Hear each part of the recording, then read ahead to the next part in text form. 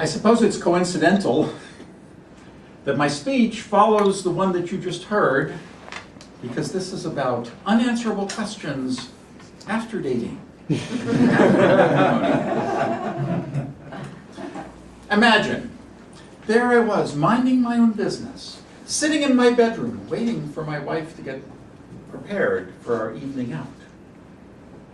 And then she comes out and says, "Why don't we put these thumb screws on your hand and twist them until you writhe with agony, and take a vise to your head and squeeze it until your brain explodes. And while we're at it, throw in a little bit of waterboarding." What I believe she actually said was, "Does this dress make me look fat?" That is one of the unanswerable questions should you succeed in moving from dating to matrimony. Guys, you know what I'm talking about. Because you can't just say yes. You certainly can't say, "I agree with you. I'm just agreeing." Now imagine when you say this, you have less than a nanosecond. And so time has to slow down like a scene from the Matrix, where you're flying through the air in slow motion, and you have to, okay, think, what's the answer? What's the answer? What's the answer? Okay, so it's not yes. What are some of the other non-answers? Does this dress? It's not the dress. No, that doesn't work. And what if you say no? Then what you hear? You're just saying that. You're just saying that. How can you possibly answer that? That is the first of the unanswerable questions. There are two more. The second unanswerable question. Do you love me? No. How about, I love you, but I'm not in love with you? We know that that's a prelude to either hiking on the Appalachian Trail or tweeting your junk to some 19-year-old.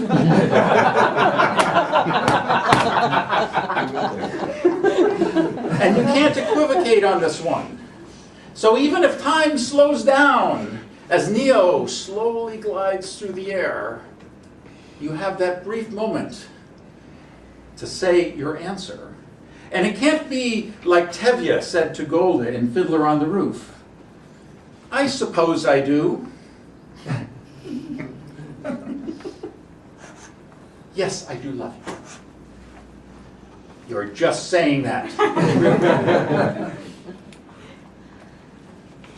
Whatever you say, if it's the right answer, I'm just saying that. So perhaps the rule is, whatever the question, I'm wrong. As they once said, that if a man in the forest says something and nobody hears him, is he still wrong? The final unanswerable question. Are you listening to me? No.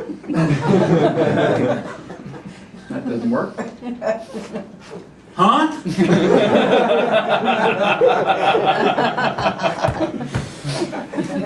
Yes. And what does she say next? You're just saying that. Close. What did I just say? Now you have two choices here.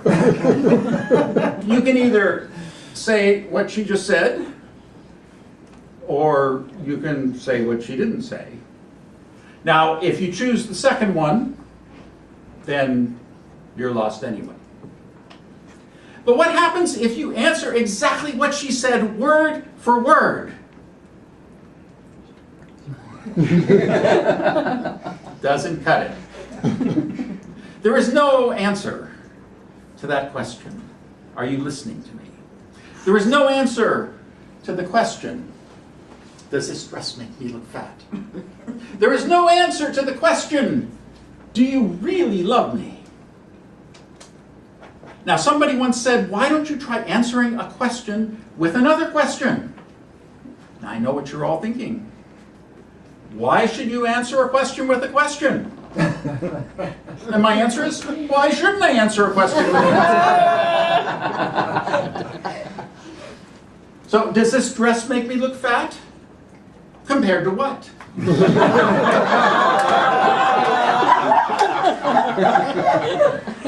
Do you love me?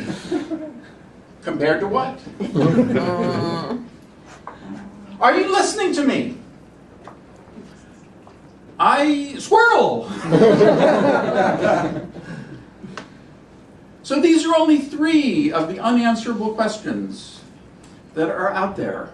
And so whether you're asking the question or answering the question, know that there are no answers to any of these questions. It is a mystery which philosophers have been trying to find for centuries and even millennia.